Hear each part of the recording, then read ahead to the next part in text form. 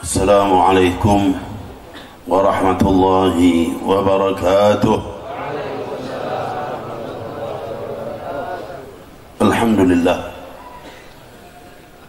Alhamdulillah nahmaduhu wa nasta'inuh wa na'udzu billahi min shururi anfusina wa min sayyiati a'malina.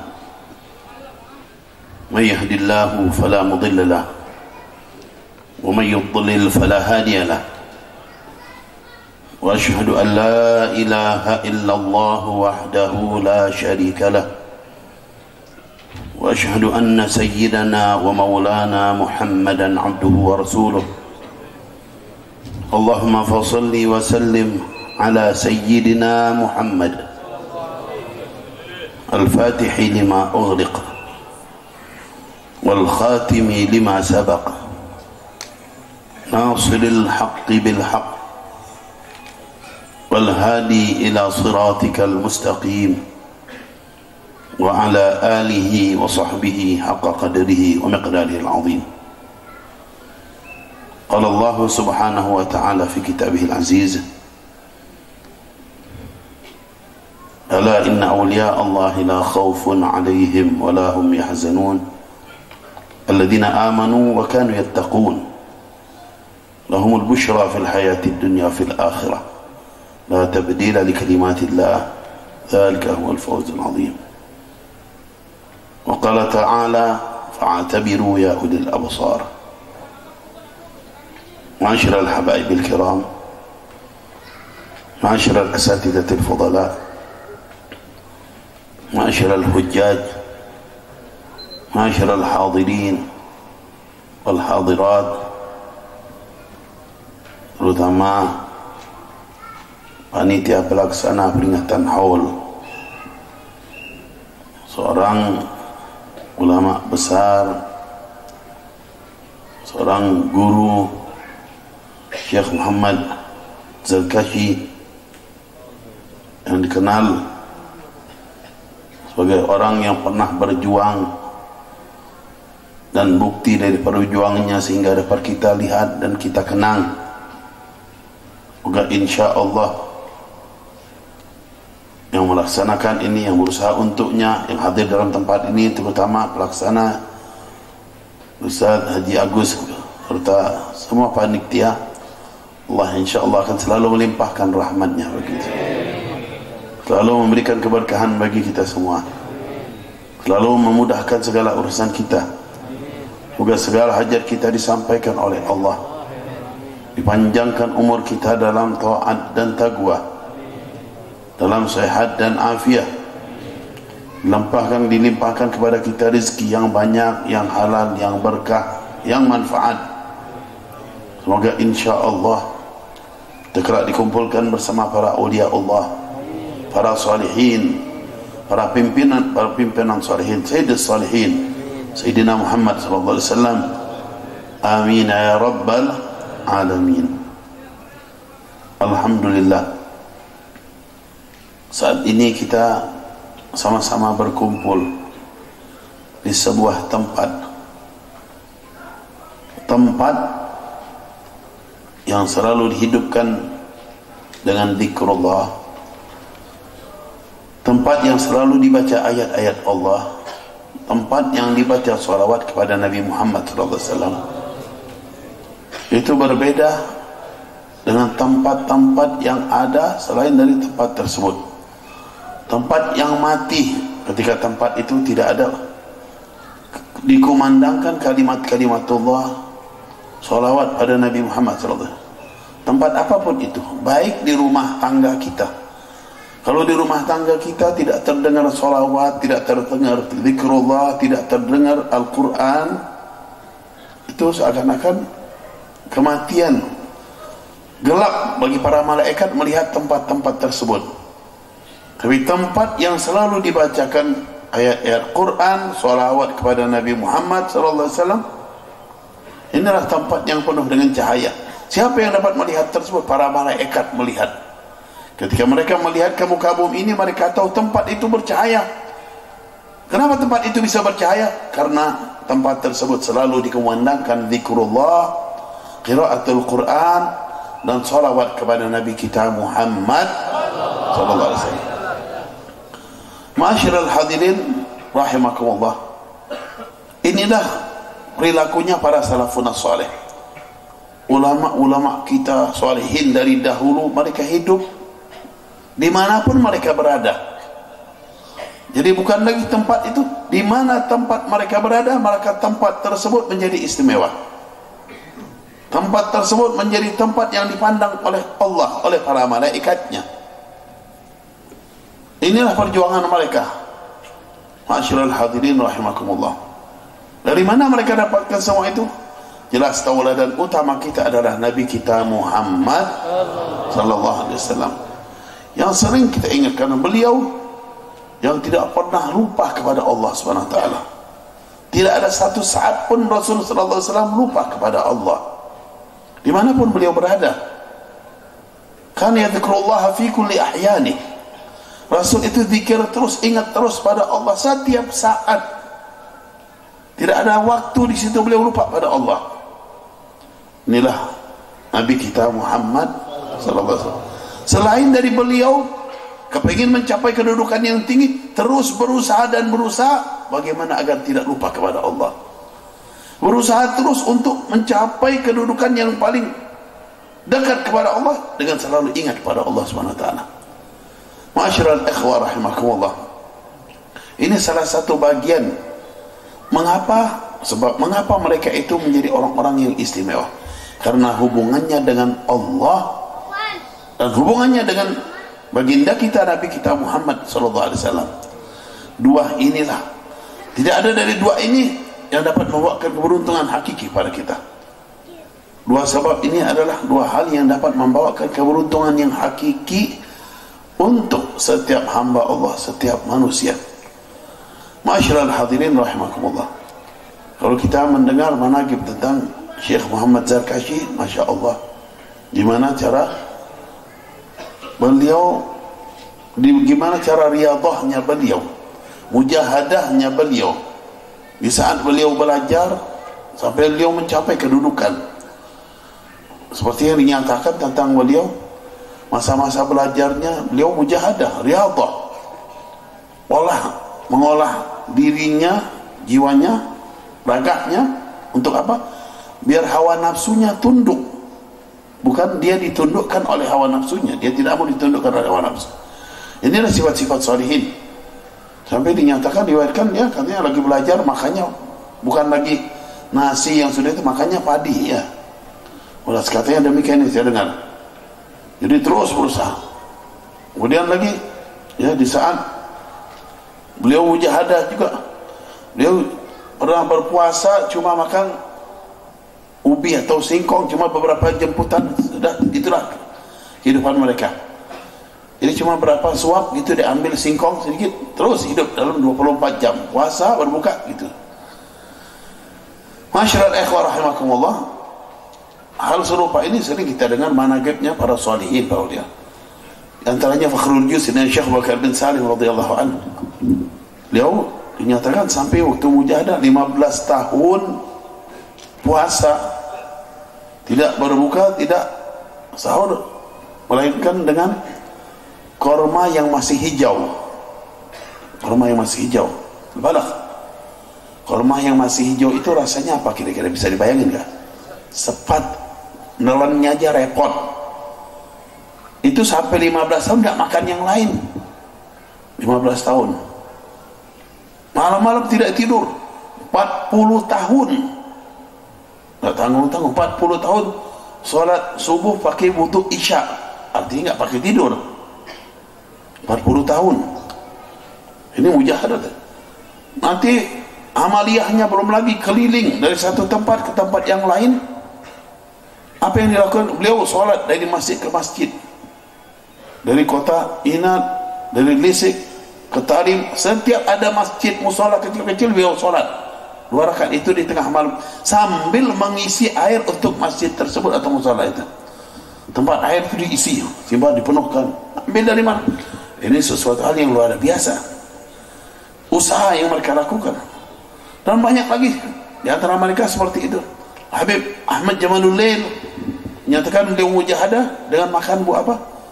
Makan buah dari pohon siwak. Buahnya pohon siwak. Itu ada buahnya bulat kecil-kecil ini, berbiji, biasanya untuk onta yang makan. Mereka makan sampai berapa tahun untuk mujahadah, dan banyak yang lain seperti itu. Ini diriwayatkan oleh Imam Al-Bukhari sendiri, menyatakan beliau makan lauz, kacang itu, satu biji satu hari. Cuma terus sampai, Masya Allah. Kalau kita bandingkan sama diri kita, kira-kira gimana? Satu hari berapa? Ya, ini mereka cuma demikian itu. Jadi kadang-kadang orang nggak percaya, masa seperti itu? Seperti dinyatakan, mereka itu kalau malam tidak tidur, ya, ibadat, bangun. Kadang-kadang sholat dari awal, ya sholat sunat, badan isya, sholat sampai menjelang subuh. Kira-kira bisa apa nggak orang kayak gitu ya? Ada yang nanya-nanya. Al-Habib Umar bin Abdul Rahman Al-Attas diriwayatkan seperti itu. Beliau sholat sampai menjelang subuh. Sampai antara ada keluarganya, pamannya lihat kasihan, terlalu capek orang seperti itu berdiri. Bayangkan. Masyaallah hadirin, hakikat yang mereka dapati di luar dari itu. Mereka sudah menikmati hal tersebut dengan hidupnya jiwa mereka.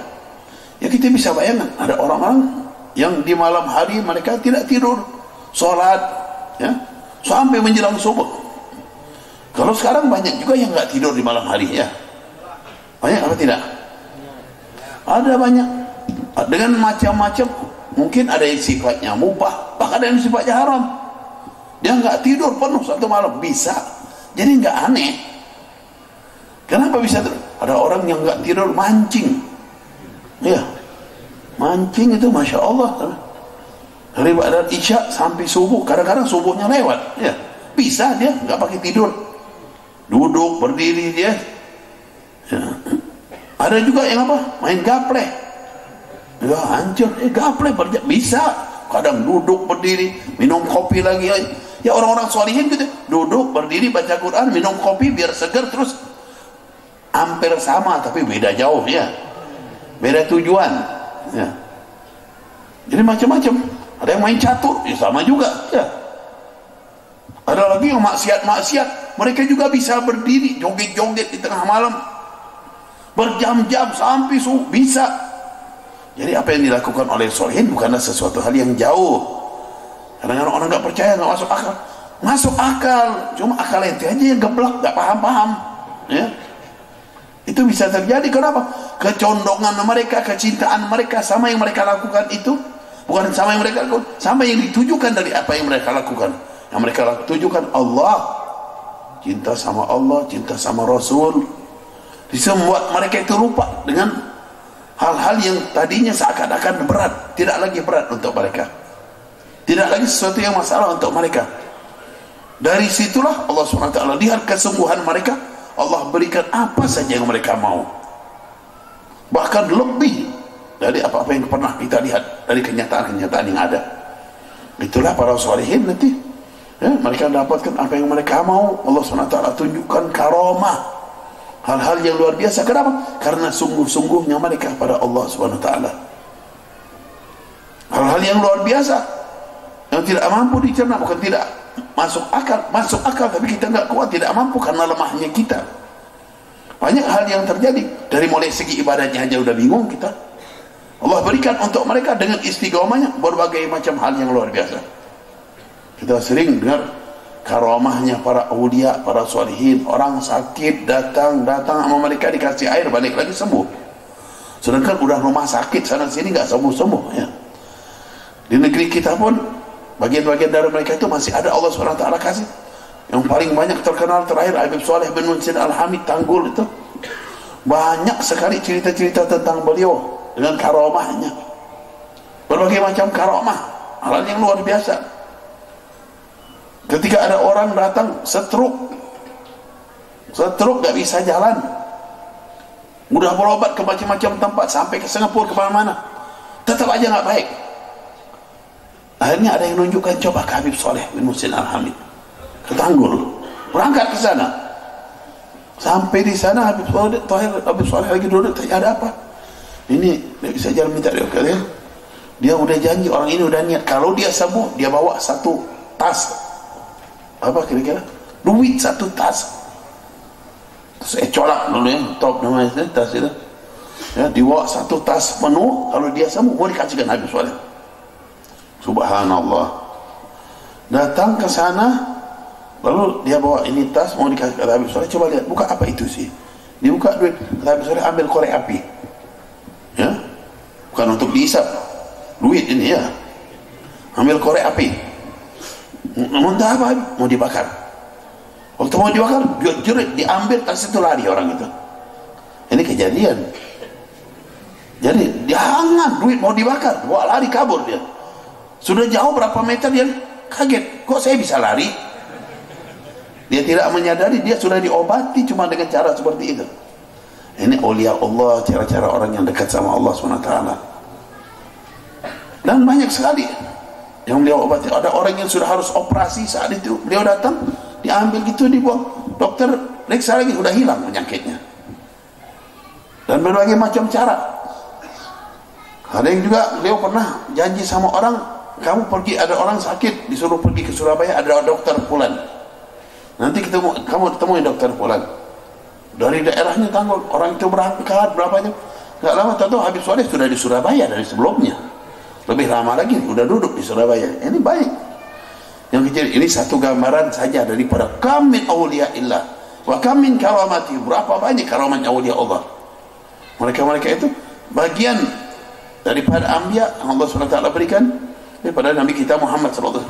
Semua ini mereka lakukan apa? Itulah mereka selalu ingat pada Allah, dekat kepada Allah. Ketika banyaknya orang yang lupa kepada Allah, banyaknya orang yang bermaksiat, banyaknya yang ikut hawa nafsu dengan berbagai macam cara. Hawa nafsu yang mempengaruhi kita. Dari HP ini banyak sekali merusak hawa nafsu orang. Kita lihat di kantongnya ada HP semua, hati-hati tuh. Saya tanya, iblisnya lebih banyak daripada khairnya.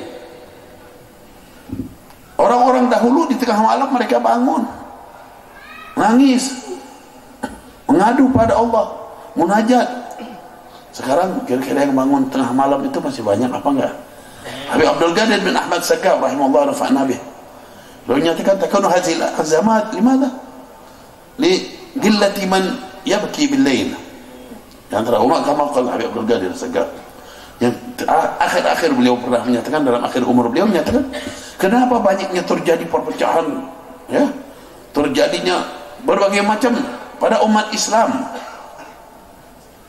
Karena sedikit sekali orang yang bangun di tengah malam menangis mengadu pada Allah. Sudah semakin dikit, ya itulah semakin banyak cobaan, baik di negeri kita sampai di negeri Arab, di mana-mana begitu juga sama. Ketika terjadi semua ini, itulah cobaannya Allah SWT jadikan cobaan, fitnah-fitnah yang terjadi, na'udzubillah min dzalik. Karena itu semua diajak untuk kembali pada Allah. Biar apa? Masya Allah, ketika kita ingat kepada Allah, pasti Allah akan ingat kepada kita. Ketika orang-orang datang kepada Allah benar sungguh-sungguh, maka Allah akan kasihkan apa yang mereka minta. Tapi mereka lupa minta kepada Allah, malah sebaliknya, maka maksiat pada Allah SWT. Ma'asyiral hadirin rahimakumullah, kalau kita bayangkan kita maksiat pada Allah, pantas atau tidak orang yang maksiat pada Allah? Gak pantas sama sekali. Kenapa? Allah lah yang ngasih segalanya pada kita. Sering saya gambarkan, kalau ada seseorang yang ngasih kita duit aja, ada orang baik, ini contohnya orang baik ngasih kita duit, nggak usah banyak-banyak, setiap hari dia ngasih 100.000 aja kira-kira, orang itu baik nggak? Orang ngasih 100.000 setiap hari, kira-kira kalau dia nyuruh diturutin apa jangan? Kalau yang ngasih duit itu nyuruh dipatuhi apa jangan? Pasti dipatuhin. Disuruh apa aja nurut kita. Kenapa?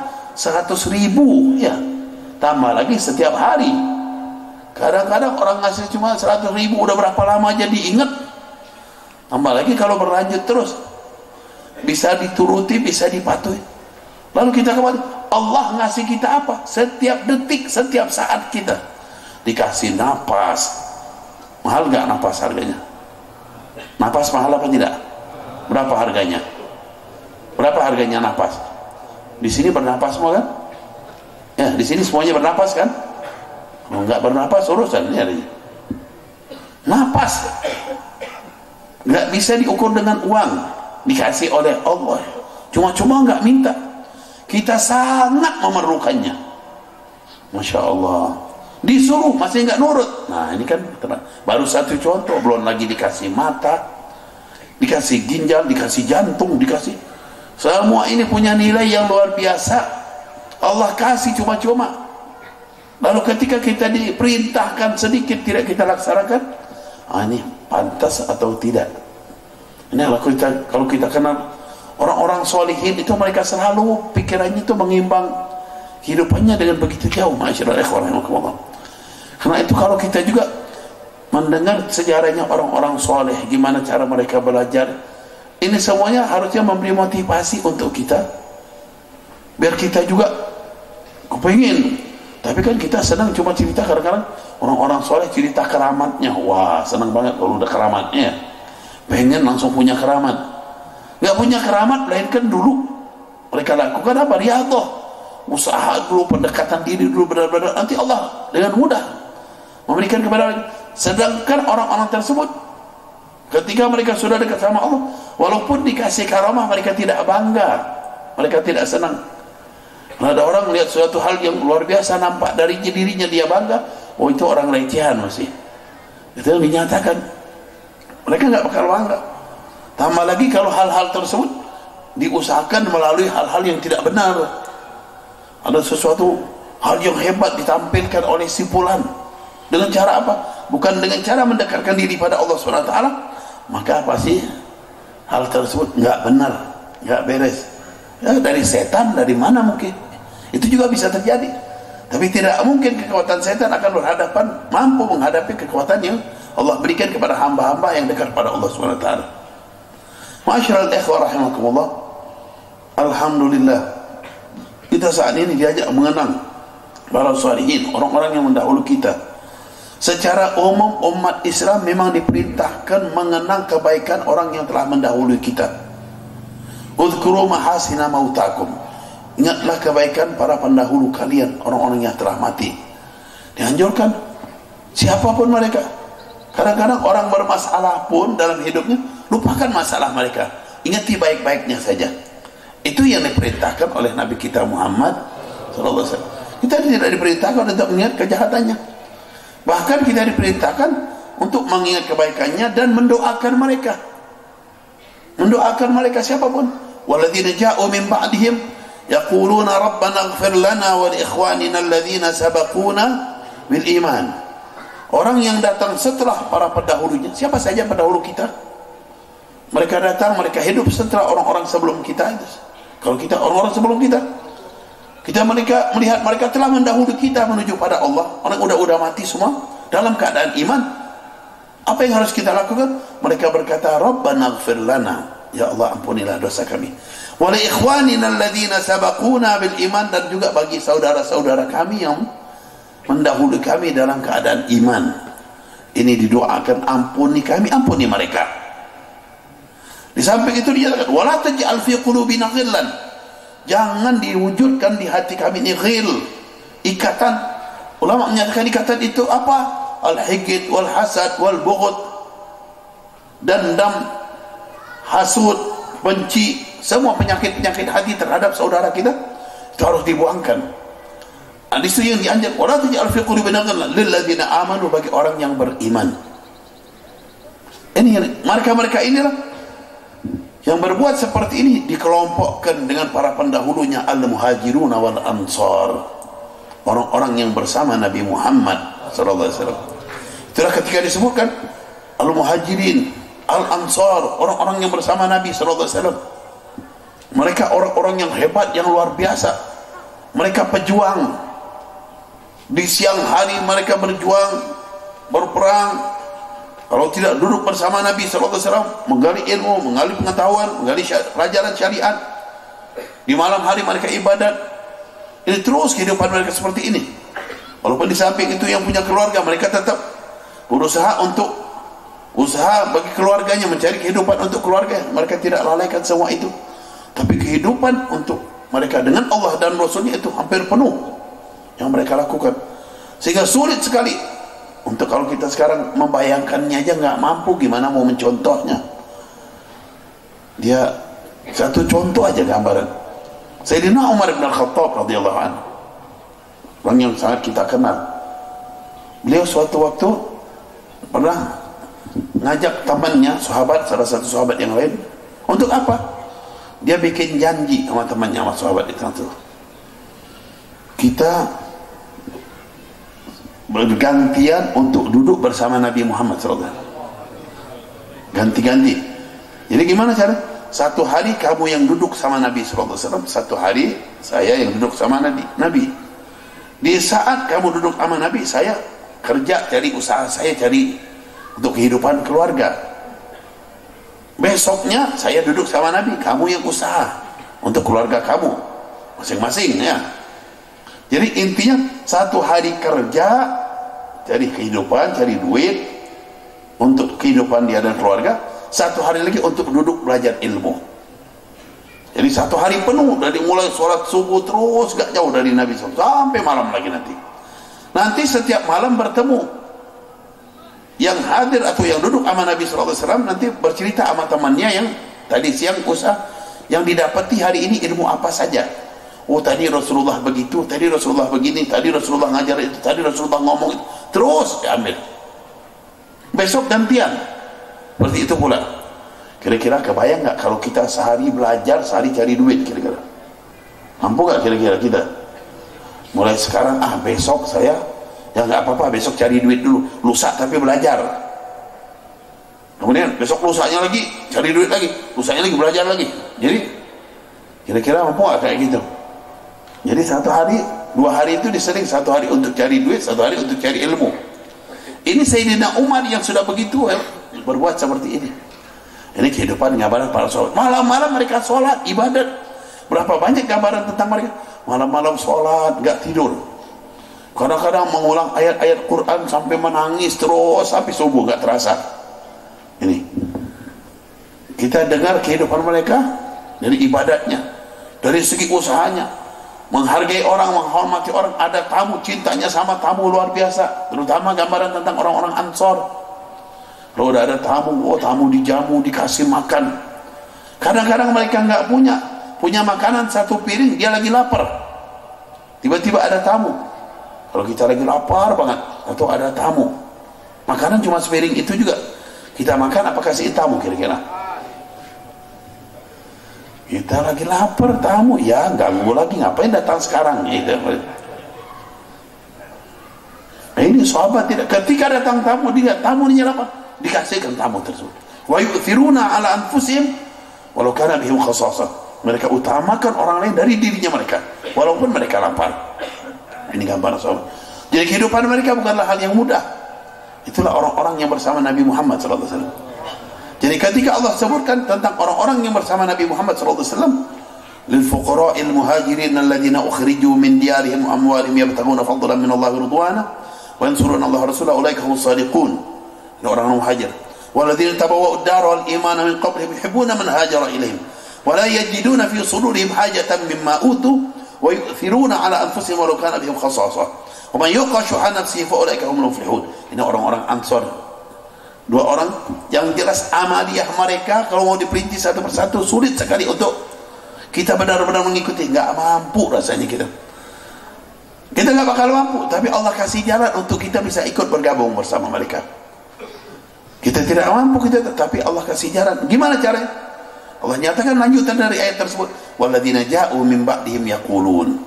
Maka yang datang setelah para sahabat tersebut, para muhajirin wal ansar, orang-orang yang bersama Rasulullah SAW, mereka cuma berdoa, berkata, Rabbana ighfir lana wa li ikhwanina alladhina sabaquna. Ya Allah, ampunilah dosa kami dan para pendahulu kami. Ini berarti ketika kita kumpul mendoakan para pendahulu kita secara umum, tambah lagi orang-orang yang solehin, orang-orang yang baik, kita doakan mereka, kita mohonkan ampun bagi mereka dari dosa-dosa yang pernah mereka lakukan. Ini adalah satu amaliyah sesuai dengan Al-Quran. Jadi kalau ada orang bilang peringatan haul bid'ah, nah ini orang ini yang bid'ah ya, nggak ngerti apa-apa ya. Al-Quran aja nyuruh Enggak ada Al-Qur'annya doakan bapak saja, orang tua. Enggak, Al-Qur'annya walladzina yaquluna rabbana ighfir lana wa li ikhwanina, semua saudara kita didoakan. Memang benar mendoakan orang tua kewajiban kita. Setiap kita wajib harus untuk mendoakan orang tua kita. Gimana enggak? Kita sebab wujud kita, mereka itu sebab wujud kita. Rabbighfirli wa liwalidayya, Rabbighfirli wa liwalidayya. Kira-kira dibaca terus enggak doa itu kira-kira? Ya, dibaca terus, harus. Kadang-kadang yang enggak sempat ya. Tapi yang paling rajin dengar azan, setiap sudah azan dia baca doanya ya. Allahumma rabb hadhihi da'wati tammah, terus baca. Nanti dia akan ingat Rabbighfirli wa liwalidayya. Kadang-kadang yang enggak dengar azan, yang enggak baca-baca ya. Ini doa untuk orang tua dilakukan.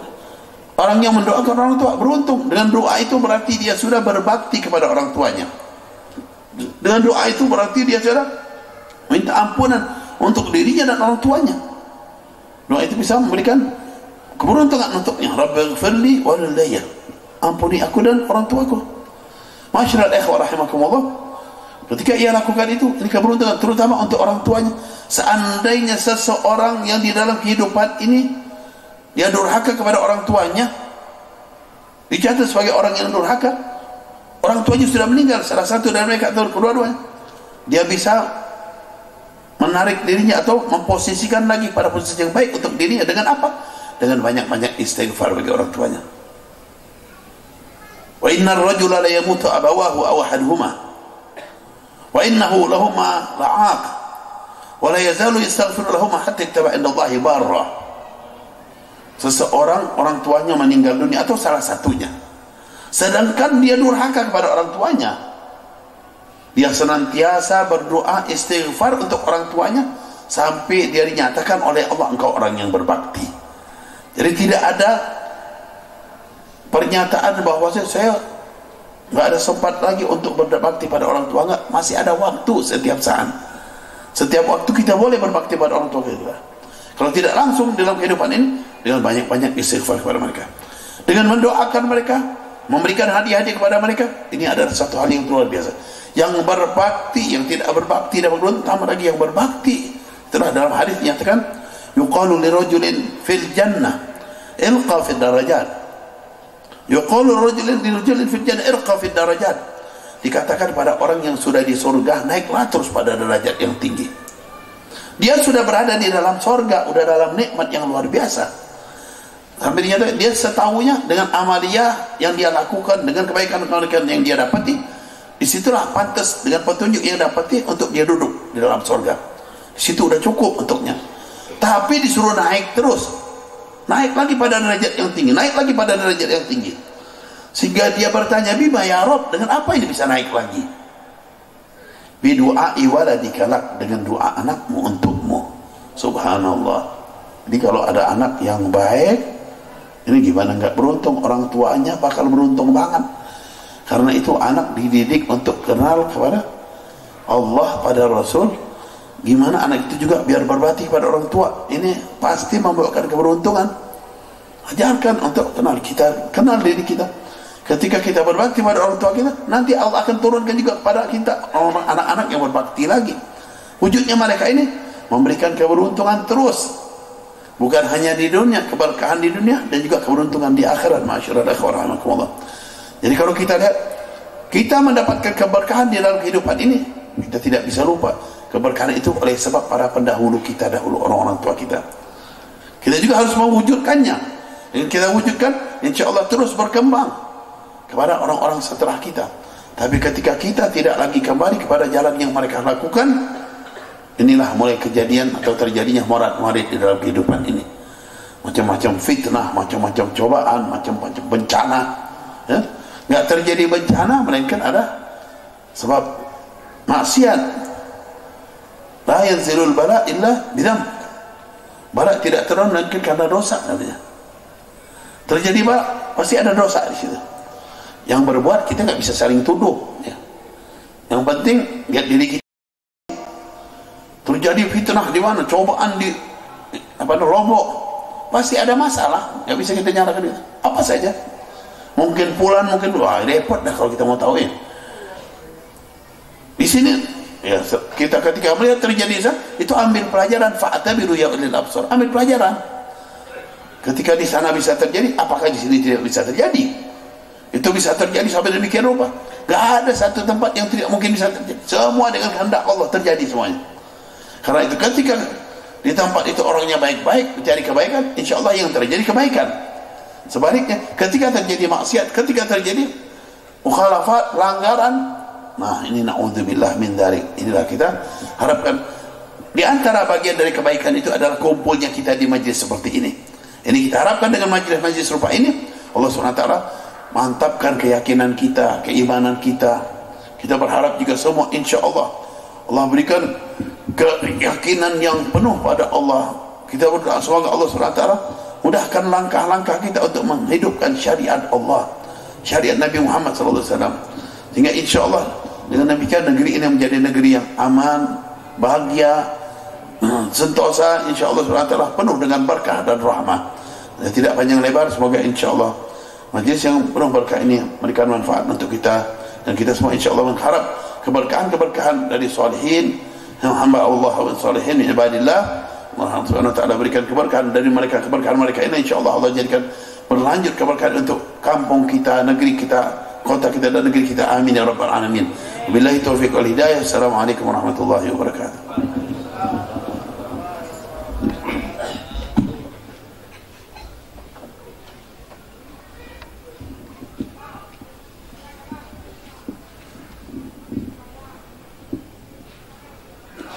Ala Sayyidina Muhammad. Alhamdulillah, jazakumullah ahsanal jaza wa syukran jazilan. Kita ucapkan dan sampaikan terima kasih kepada guru kita Abuya yang telah memberikan ilmu dan tausiahnya. Semoga menjadi pencerahan dan juga menjadi cahaya hati kita untuk terus meniti di jalannya baginda Nabi besar Muhammad sallallahu alaihi wasallam. Kepada para hadratul habaib kami persilakan untuk beristirahat di rumahnya Sahibul Bait, dan para hadirin dimohon duduk dan kami persilahkan untuk membuat halaqah. Kita akan seling dulu dengan makan malam atau santapan malam, dan nanti kita berlanjut dengan para penceramah selanjutnya dari para habaib dan para ulama kita. Thayyibatun Madinatun Nabiyina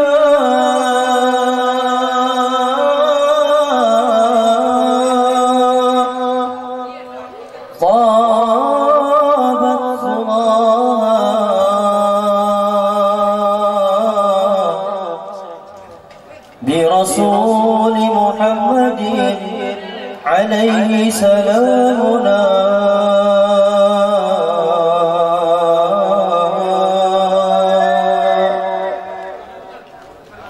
يا رسول الله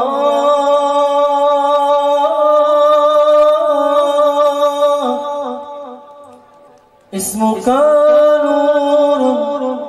نور لنا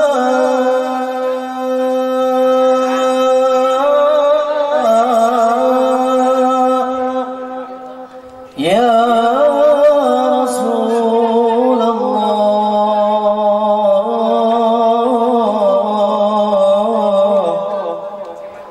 ذكرك شفاعا لنا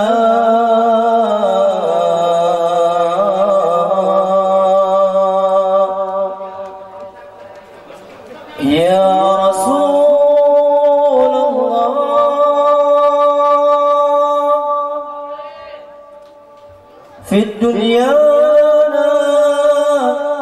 وأخرانا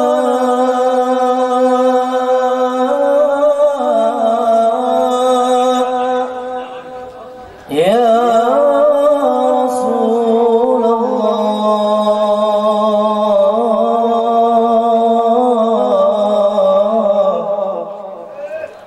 أنت شفيعا لنا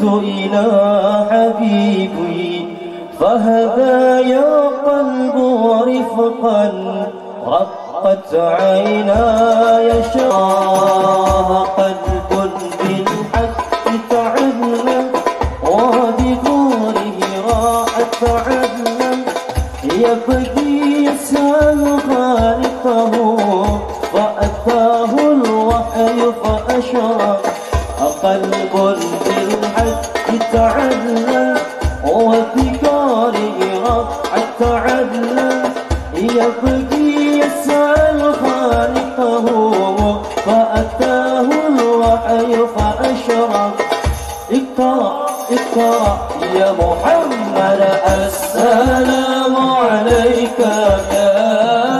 يا رسول الله السلام عليك يا حبيبي يا نبي الله السلام عليك يا رسول الله السلام عليك يا حبيبي يا نبي الله يا رسول الله يا طيبة جئتك صدقنا المنى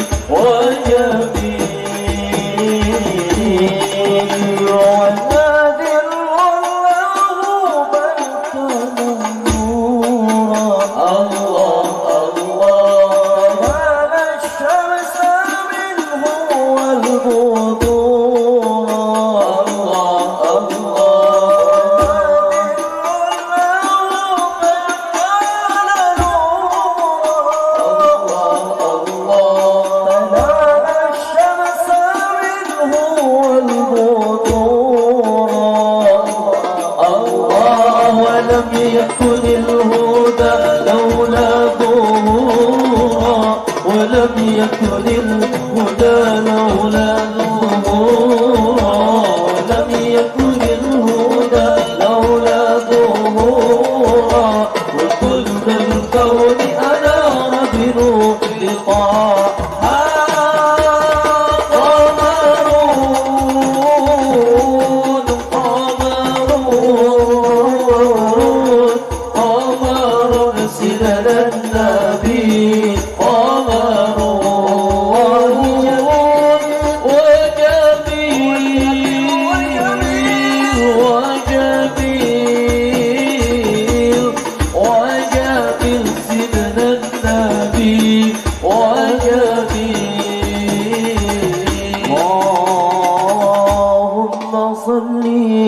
وسلم وبارك